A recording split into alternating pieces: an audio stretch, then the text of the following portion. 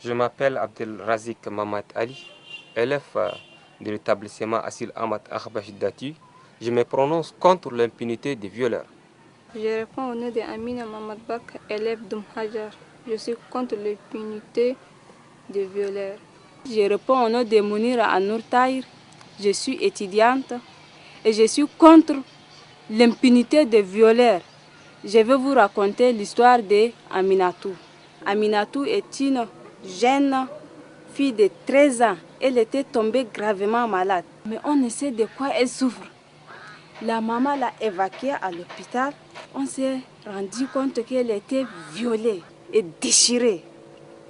Et après une série de questions ont été posées à la fille pour chercher l'auteur de ces viols. Il s'est avéré que son cousin dirait qu'il l'aurait violée. La maman était traumatisée. Elle cherche à dénoncer ces problèmes à l'autorité pour qu'il réponde à son acte. Mais la famille des deux côtés se sont opposées et la fille de l'autre côté était perturbée. Elle ne se retrouvait pas. Et les garçons étaient libres. Un fautif sans punition. Kachambar est une jeune fille. Elle était belle. Elle faisait l'école. Elle était en classe de 6e. Elle était violée brusquement par un âgé. Et lorsque les parents l'ont constaté que leur fille est souvent malade, souvent saine, ils ont envoyé la fille à l'hôpital. Et lorsqu'ils l'ont allée à l'hôpital, ils ont constaté que leur fille a été violée. Et paraît-il, a été enceinte. Et lorsqu'ils l'ont pris, c'est cas étonnant, directement les parents de Kachambar l'ont fait déposer requête contre ces messieurs au commissariat. Et lorsqu'ils sont allés à la justice, le juge avait décidé que le monsieur doit occuper la charge de la fille pendant la grossesse jusqu'à l'accouchement. Et finalement, après l'accouchement, le monsieur a fait quand même déposséder de la fille. Et la fille a été traumatisée, le parent a été choqué et le violeur est libre. C'est un homme qui a abandonné sa femme à aller au Libye. Depuis des années, sa femme voulait se divorcer. Elle est allée au tribunal islamique. Ils ont divorcé la femme. Elle s'est mariée à un autre homme. Elle a eu un enfant. En plus, elle est enceinte. L'ancien mari a fait demi-tour. Il a appris que sa femme était mariée. Il veut violer la nuit et la femme a cru. Il veut au secours. Les voisinages sont arrivés. Ils n'ont pas cru qu'il raconte les histoires. Ils ont dit l'homme est en voyage. Et le lendemain matin, le mari était caché quelque part. Il est sorti et conduit l'enfant au dos et la femme. Le couteau jusqu'à trouver le fœtus sous le ventre. L'enfant est décédé sous le champ. Et la maman les a emmenés à l'hôpital. Elle est décédée. Les forces de l'ordre sont arrêtées le criminel. Après, ils ont lâché le criminel. Cette histoire, ça me choque. Autant que femme, je ne sens pas en sécurité. Je suis Mohamed Djibril Issa. Je suis animateur à la radio Al-Nadia d'Ati. C'est une radio communautaire locale ici à Ati.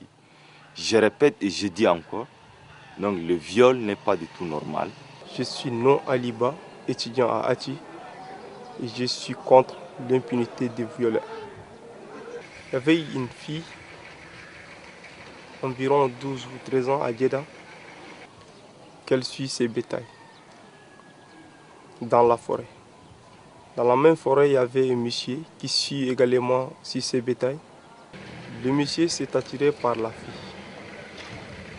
Le monsieur veille absolument poser un acte sexuel avec la fille. Il enlève son couteau et dit à la fille soit qu'elle accepte, soit qu'il la tue. Vu les contraintes du couteau, la fille s'est cédée. D'avoir acte a été fait, la fille a senti la douleur. Elle est venue raconter l'histoire à sa maman. La maman a été choquée. Elle est venue voir le chef de canton. Le chef de canton lui a demandé. Premièrement, le monsieur est venu. Après, il a avoué. Après avoir avoué, les parents n'ont pas accepté. Ils disent qu'ils vont traduire l'affaire à la justice. L'acte a été étouffé avec de l'argent Le monsieur court librement et la fille, elle est en train de souffrir avec ses douleurs jusqu'à maintenant. L'histoire, c'était, il y a 4 prostituées, ils ont loué une maison. Et il y a une mission des militaires, ils sont au total 9 qui sont venus en mission. Au moment où ils sont arrivés, ils ont demandé à des enfants qui s'amusaient devant la porte, ils disent que montrez-nous là où se trouvent les femmes prostituées. Et parmi les 4, les 3 sont dehors devant la porte.